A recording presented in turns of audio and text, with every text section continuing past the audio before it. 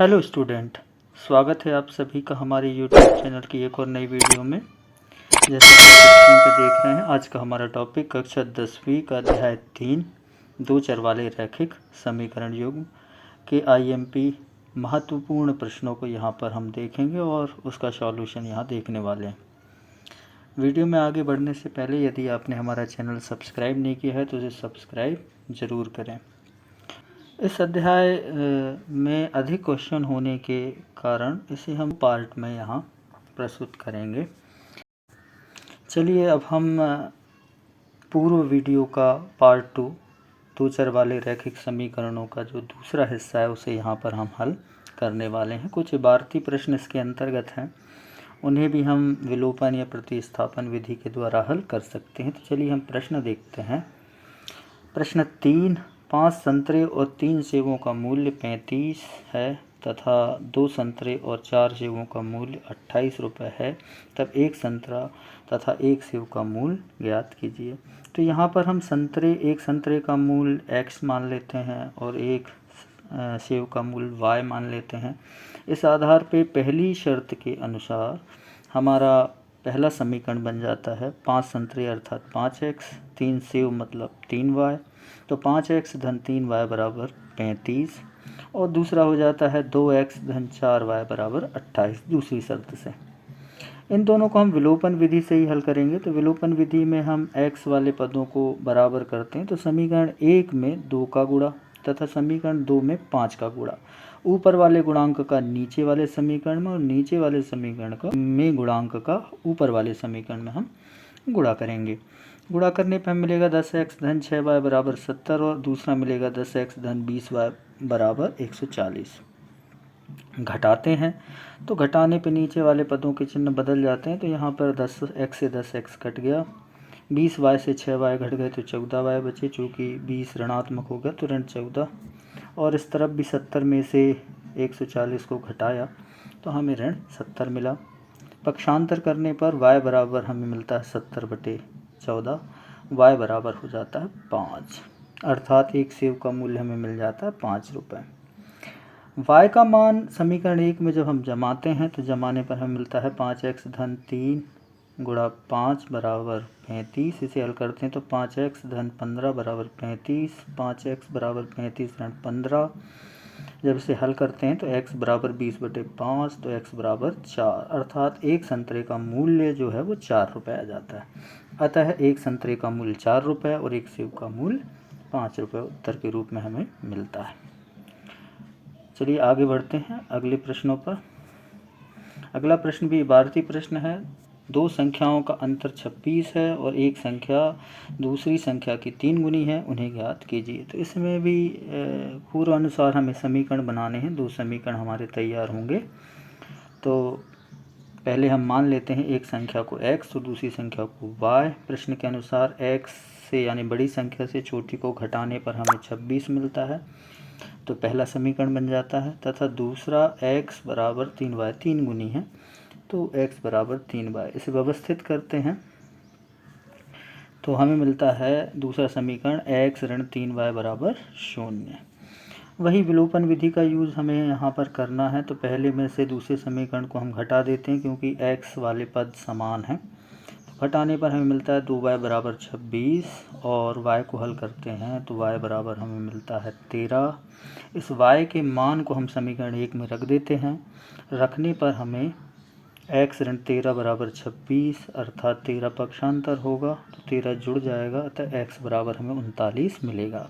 इस तरह हमें पहली संख्या 39 मिल जाएगी और दूसरी संख्या 13 मिल जाएगी। चलिए अगले प्रश्न पर चलते हैं।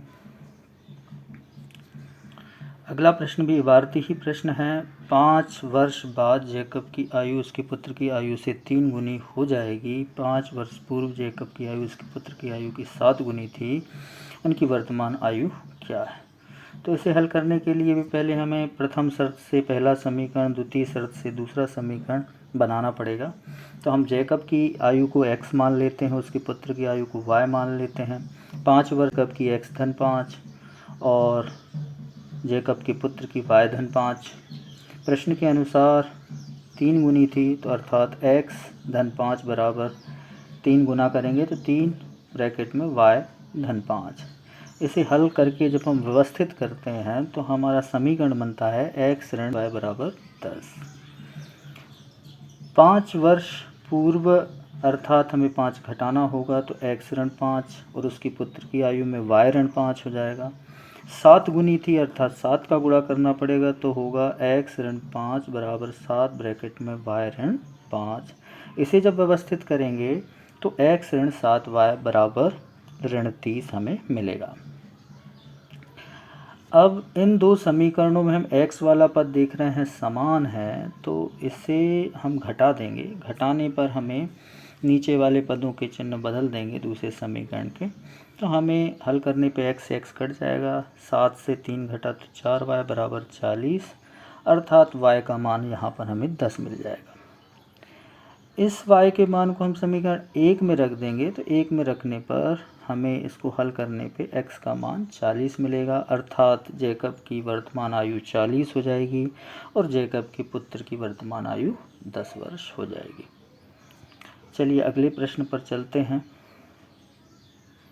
अगला प्रश्न है प्रश्न क्रमांक 6। 5 वर्ष पूर्व नूरी की आयु सोनू की आयु की 3 गुनी थी। 10 वर्ष पश्चात नूरी की आयु सोनू की आयु की 2 गुनी रह जाएगी। नूरी और सोनू की आयु कितनी है? तो इसे हल करने के लिए पूर्व प्रश्न की भांति हम हल करेंगे। तो माना कि नूरी की वर्तमान आयु x वर्ष, सोनू की y वर्ष और 5 वर्ष पूर्व x ऋण 5 y ऋण 5 फिर 3 गुनी थी तो 3 का गुणा। पूर्व प्रश्न के भांति ही इस प्रश्न को हमें हल करना है और हल करने के बाद आपके दो समीकरण बनेंगे। 5 वर्ष पूर्व का एक समीकरण और एक 10 वर्ष पश्चात का एक समीकरण। तो इन समीकरण को घटाने पर y का मान मिलेगा 20 और x का मान मिल जाएगा 50। इन मानों को हम बता सकते हैं। नूरी की वर्तमान आयु 50 वर्ष और सोनू की वर्तमान आयु 20 वर्ष। इस तरह से हम हल करेंगे। पूर्व प्रश्न को देखकर आप उसको हल कर सकते हैं। वीडियो को रोककर आप पूरे प्रश्न को नोट सावधानी से कर सकते हैं। चलिए हम आगे बढ़ते हैं अगले प्रश्न पर। ये सारे ही महत्वपूर्ण प्रश्न हैं जो परीक्षा की दृष्टिकोण से रखे गए हैं और ये लगभग प्रश्न परीक्षाओं में ज़्यादातर पूछे जाते हैं। यदि किसी भिन्न के अंश और हर दोनों में 2 जोड़ दिया जाए तो यह 9/11 हो जाती है। यदि अंश और हर दोनों में 3 जोड़ दिया जाए तो यह 5/6 हो जाती है। वह संख्या ज्ञात कीजिए। तो पहले हम अंश और हर को मान लेते हैं। अंश को x और हर को y अर्थात भिन्न x/y। प्रश्न के अनुसार 2 जोड़ देते हैं, ऊपर अंश में भी हर में, तो 9/11 हो जाता है। त्रियक गुणा करते हैं तो 11 का x धन 2 से गुणा हो जाता है और 9 का y धन 2 से।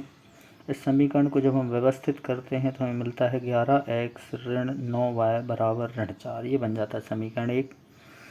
पुनः प्रश्न के अनुसार x धन 3 जोड़ दें और 3 नीचे भी जोड़ दें, हर में भी जोड़ दें तो 5/6 होता है। अतः ऐसे भी त्रियक गुणा करने के बाद हमें मिलता है दूसरा समीकरण 6x ऋण 5y बराबर ऋण 3। इन दो समीकरणों को हम हल करेंगे तो समीकरण 1 में 6 का गुणा करेंगे और समीकरण 2 में 11 का। ऊपर वाले गुणांक का नीचे और नीचे वाले गुणांक का ऊपर गुणा करेंगे पूर्व प्रश्न के भांति।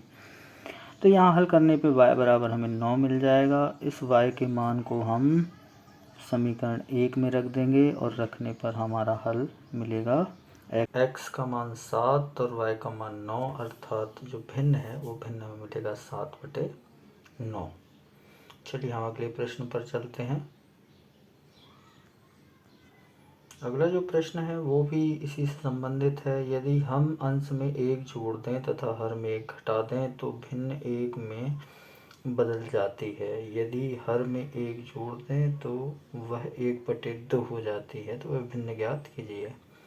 तो प्रश्न के अनुसार यहाँ पर हम मानों को रखते हैं जैसा प्रश्न कहता है। पहले तो हम एक भिन्न मान लेते हैं x/y। फिर हम प्रश्न के अनुसार 1 ऊपर जोड़ देते हैं अंश में और हर में घटा देते हैं तो हमें 1 मिलता है। इसको व्यवस्थित करते हैं तो हमारा समीकरण बनता है त्रियक गुणा करने के पश्चात x ऋण y बराबर ऋण 2। फिर से पुनः प्रश्न के अनुसार हर में 1 जोड़ दिया जाए अर्थात x बटे y धन 1, तो ये हो जाता है 1/2। त्रिया गुणा करने के बाद हमें समीकरण मिलता है 2x ऋण y बराबर 1। समीकरण 1 में 2 का तथा समीकरण 2 में गुणा करने पे नीचे वाले समीकरण से x के गुणांक का ऊपर और ऊपर वाले समीकरण से x के गुणांक का नीचे गुणा हम करते हैं पूर्व प्रश्नों के अनुसार।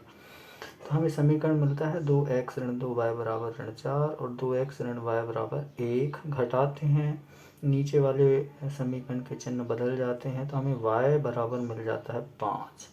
इस y के मान को जब हम समीकरण 1 में रखते हैं तो x का मान हमें मिलता है 3, अर्थात हमारा अभीष्ट भिन्न हो जाता है 3/5। इस तरह हम इन प्रश्नों को हल कर सकते हैं। अगले और महत्वपूर्ण प्रश्नों के लिए हम अगली वीडियो देखेंगे। तब तक के लिए धन्यवाद।